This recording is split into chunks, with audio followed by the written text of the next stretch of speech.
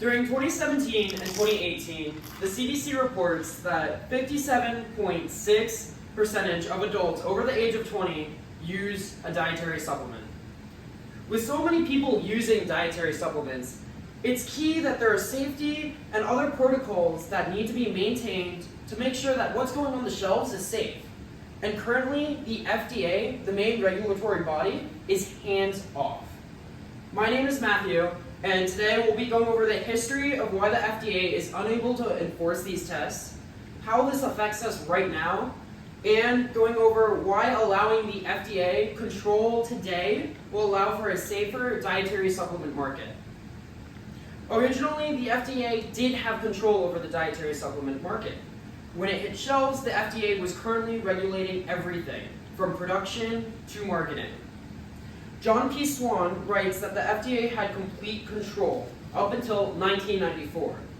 By a review of primary and secondary resources, the first change occurred in the 1990s, when the Nutrition Labeling and Education Act began to include herbs as dietary supplements. This didn't have a direct effect on what the FDA did, but rather expanded its reach upon what it regulated.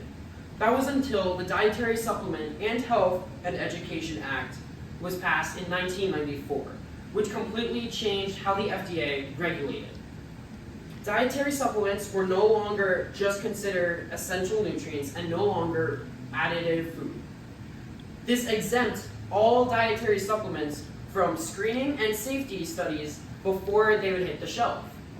The FDA can now only take action if there is a direct and imminent health risk imposed on any consumer.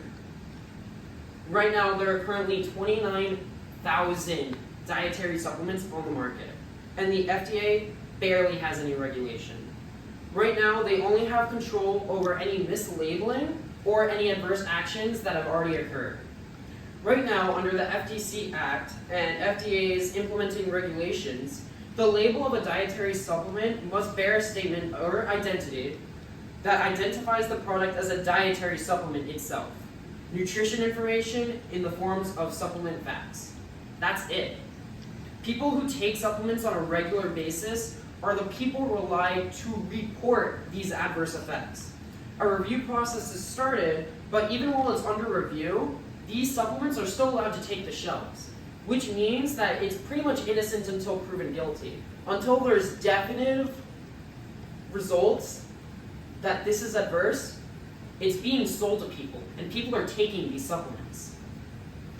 Based on regulation from reporters in 2008, there were 1,080 reported events in which people thought there were adverse effects, with around 795 being these unconventional dietary supplements that have found loopholes in getting produced.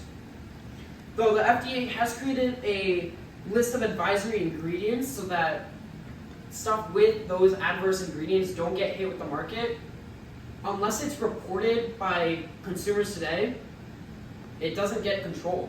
It doesn't get taken off the market. An example being ephedra, which is a dietary loss supplement that was supposedly allowed to help with weight loss and help 0.9%, but it also considered a significant added risk of illness and injury. And keep in mind, significant is over 25%. This means you had an added cost of having these negative effects before you even were able to see the benefits of the weight loss. Here, you can see that in action. The number of reported events was astounding. Here, you get to see the graph that shows the different reports that were handled. A main portion of them were just minerals and vitamins, but the biggest proportion of around 890 were literally just unconventional dietary supplements. When you look at the graph, you get to see the picture. And think, 56% of people over 20 are taking this stuff.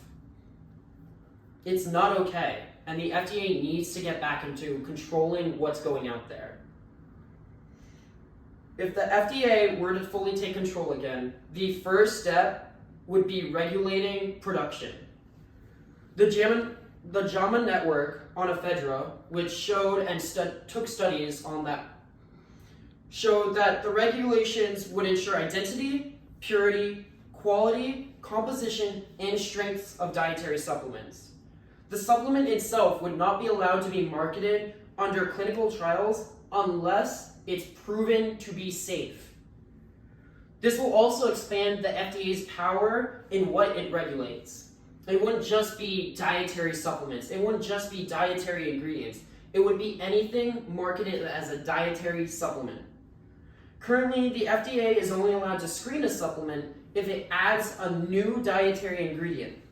But right now, most dietary supplements are just creating carbon copies, changing a little, and then they get out of this screening process. You can't be controlled that it's safe. This will also shut down dietary supplements that trick people by finding those loopholes and marketing as something that it isn't. Right now, you aren't fully safe from dietary supplements, and you need to make sure that what you take is fully approved by the limited power of the FDA. I haven't even told you about possible side effects. Yet the silence is deafening. Until the FDA once again fully regulates the dietary supplement market, right now, US consumers are the clinical trials. Thank you.